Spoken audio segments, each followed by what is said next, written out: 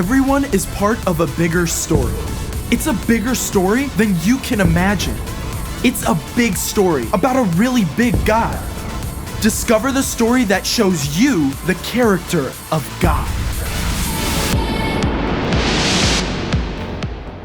Hey friends, I'm Caleb, and you gotta trust me, this is gonna be great.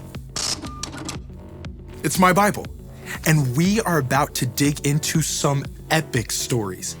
See, the people you meet in Scripture aren't perfect. They made lots of mistakes, but many of them did one big thing right. They chose to trust that God made them and loved them. They chose to trust that following God, even when things get tough, is the only way to a life of true freedom, joy, and peace. They saw what God had already done, so they stepped out in faith. And I've got 5 stories to show us what faith looks like and what happens when fear wins out instead. We get started in the first verse of the first chapter of the first book of the Bible, Genesis.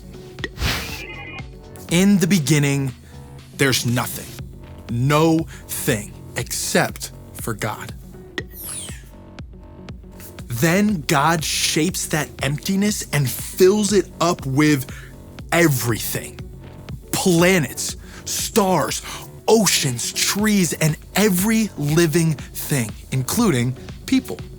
The first people live in perfect friendship with God, trusting God completely, until a sneaky, smooth-talking tempter shows up. Time to move forward a few chapters to Genesis 6.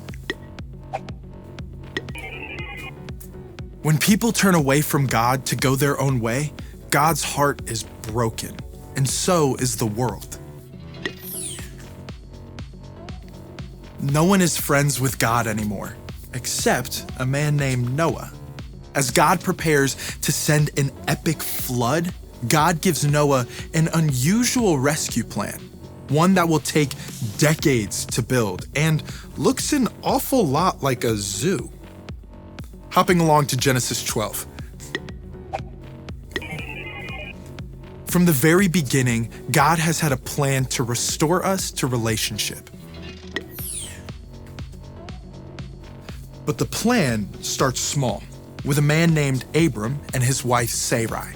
God calls them to take a road trip far from home and promises to turn their family into a great nation that will bless the whole world, even though they have no kids and are old enough to be great-grandparents. Next up, Genesis 28.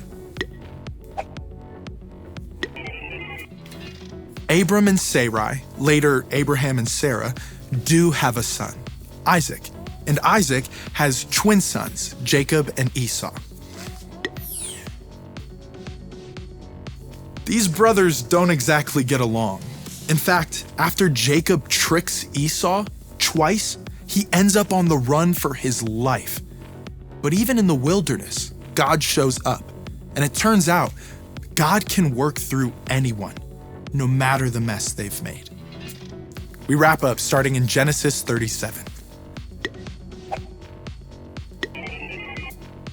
Jacob has 12 sons. Yeah, 12.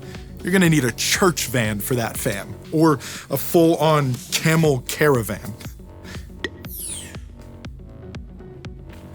The second to youngest son, Joseph, angers his brothers when he shares a dream that they'll one day bow to him.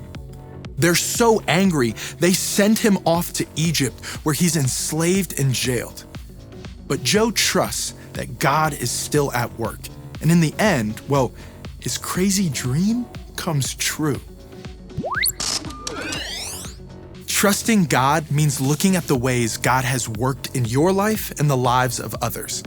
And choosing to believe God is still at work even when things are hard, that's true faith.